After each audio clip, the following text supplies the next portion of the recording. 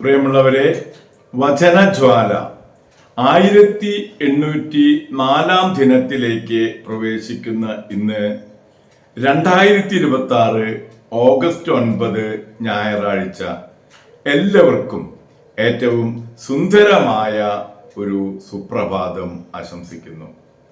ദൈവത്തിന്റെ ദിവസം പരിശുദ്ധമായി ആചരിക്കുന്ന ഈ പൊൻസുദിനത്തിലെ വചന വായനയിൽ ദാനിയേലിന്റെ പുസ്തകം 13-ാം അധ്യായം 34 മുതൽ 50 വരെയുള്ള തിരുവാക്യങ്ങളാണ് നാം ഇന്ന് ശ്രവിക്കുക. അപ്പോൾ ആ രണ്ട് ശ്രേഷ്ഠന്മാർ ജനമധ്യേ എഴുന്നേറ്റ് നിന്ന് അവളുടെ തലയിൽ കരങ്ങൾ വെച്ചു. അവൾ കരഞ്ഞുകൊണ്ട് സ്വർഗത്തിലേക്ക് ദൃഷ്ടികൾ ഉയർത്തി. അവൾ കർത്താവിൽ സ്വയം ആശ്രയമർപ്പിച്ചു. ശ്രേഷ്ഠന്മാർ പറഞ്ഞു, ഞങ്ങൾ തനിച്ച് ഉദ്യാനത്തിൽ നടക്കുമ്പോൾ ഇവൾ രണ്ട് തോഴിമാരോടൊപ്പം വരികയും ഉദ്യാനവാതിൽ അടച്ച ശേഷം തോഴിമാരെ പറഞ്ഞു വിടുകയും ചെയ്തു. അപ്പോൾ അവിടെ ഒളിച്ചിരുന്ന ഒരു യുവാവ് വന്ന് ഇവളോട് കൂടെ ശയിച്ചു. ഞങ്ങൾ ഉദ്യാനത്തിൽ ഒരു കോണിലായിരുന്നു. ഈ ദുഷ്ടത കണ്ട് ഞങ്ങൾ ഓടിച്ചെന്നു. അവർ ആലിംഗനം ചെയ്യുന്നത് ഞങ്ങൾ കണ്ടു. അവൻ ഞങ്ങളെക്കാൾ ശക്തനായിരുന്നതിനാൽ ഞങ്ങൾക്ക് അവനെ പിടിക്കാൻ കഴിഞ്ഞില്ല. അവൻ വാതിൽ തുറന്ന് ഓടി മറഞ്ഞു. അതുകൊണ്ട് ഞങ്ങൾ ഇവളെ പിടിച്ച് അവൻ ആരാണെന്ന് ചോദിച്ചു. അവൾ പറഞ്ഞില്ല. ഇത് ഞങ്ങൾ സാക്ഷ്യപ്പെടുത്തുന്നു. കൂടിയിരുന്നവർ അവരെ വിശ്വസിച്ചു. കാരണം അവർ ജനത്തിന്റെ ശ്രേഷ്ഠന്മാരും ന്യായാധിപന്മാരുമായിരുന്നു. അവർ അവളെ മരണത്തിന് വിധിച്ചു.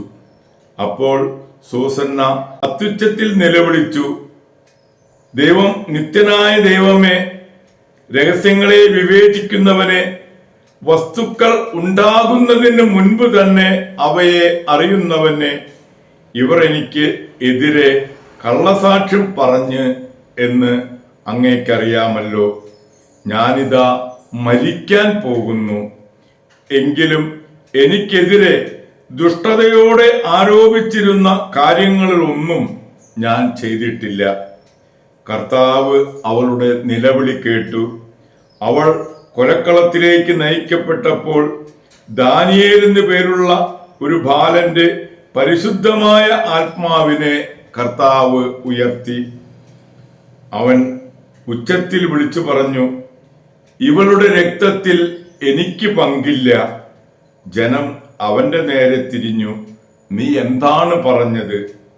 അവരുടെ മധ്യേ നിന്നുകൊണ്ട് അവൻ പറഞ്ഞു, ഇസ്രായേൽ മക്കളെ, നിങ്ങൾ ഇത്ര ഭോഷന്മാരാണോ?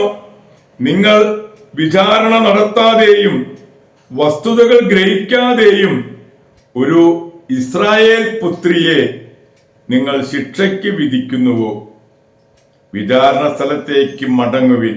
കാരണം ഈ മനുഷ്യർ ഇവൾക്കെതിരെ കള്ളസാക്ഷ്യം പറഞ്ഞിരിക്കുന്നു. അവർ വേഗം മടങ്ങി. ശ്രേഷ്ഠന്മാർ അവനോട് പറഞ്ഞു, ഞങ്ങളുടെ ഇടയിലിരുന്ന് നിന്റെ വാദം ഉന്നയിക്കുക. ദൈവം നിനക്ക് ശ്രേഷ്ഠ സ്ഥാനം നൽകിയിട്ടുണ്ടല്ലോ. ദൈവത്തിന്റെ തിരുവചനമാണ് നാം ശ്രവിച്ചത്.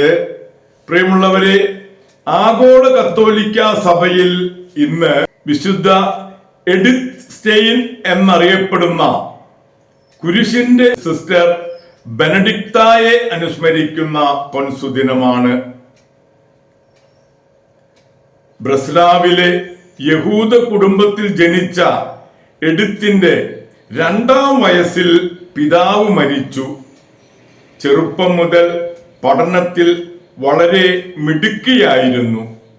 ഉപരിപഠനം നടത്തുന്നതിനിടെ ഒരു വീട്ടിലെ ലൈബ്രറിയിൽ നിന്ന് ആവിലായിലെ അമ്മ ത്രേസ്യായുടെ ആത്മകഥ വായിക്കാനിടയായി. ഇടയ്ക്ക് നിർത്താതെ അവസാനം വരെ വായിച്ചു. പിന്നീട് വേദപാഠവും കുർബാനക്രമവും പഠിച്ച ശേഷം സ്നാനം സ്വീകരിച്ചു. അധികം വൈകാതെ സന്യാസത്തിലേക്ക് പ്രവേശിക്കാൻ ആഗ്രഹിച്ചു എങ്കിലും മറ്റുള്ളവരുടെ പ്രേരണ മൂലം 10 വർഷത്തോളം പ്രേക്ഷിത വേല ചെയ്തതിന് ശേഷമാണ് കർമ്മല മഠത്തിൽ പ്രവേശിച്ചത്. അധികം വൈകാതെ ഹിറ്റ്ലറിന്റെ അനുയായികൾ ഇവരെ പീഡിപ്പിക്കുകയും ജയിലിൽ അടയ്ക്കുകയും നാട് കടത്തുകയും ആഗസ്റ്റ് 9 കുറെ ശിക്ഷകൾക്കൊപ്പം ഗ്യാസ് ചാമ്പറിലിട്ട് കൊന്നുകളയുകയുമാണ് ഉണ്ടായത്. പ്രിയമുള്ളവരെ, ഇന്നു തന്നെ ധീര രക്തസാക്ഷിയായ വിശുദ്ധ റൊമാനൂസിനെയും ആഗോള കത്തോലിക്ക സഭയിൽ അനുസ്മരിക്കുന്ന പൊൻസുദിനമാണ്. ധീര രക്തസാക്ഷികളായ വിശുദ്ധ എഡിത്ത് സ്റ്റെയിനിനെയും വിശുദ്ധ റൊമാനൂസിന്റെയും മാധ്യസ്ഥം യാചിച്ച് ഇന്നത്തെ ഈ നല്ല ദിവസത്തിലേക്ക് നമുക്ക് പ്രവേശിക്കാം. എല്ലാവർക്കും നല്ല ഒരു ഞായറാഴ്ച ദിവസം ആശംസിക്കുന്നു. ദൈവം നമ്മെ ഓരോരുത്തരെയും സമൃദ്ധമായി അനുഗ്രഹിക്കട്ടെ.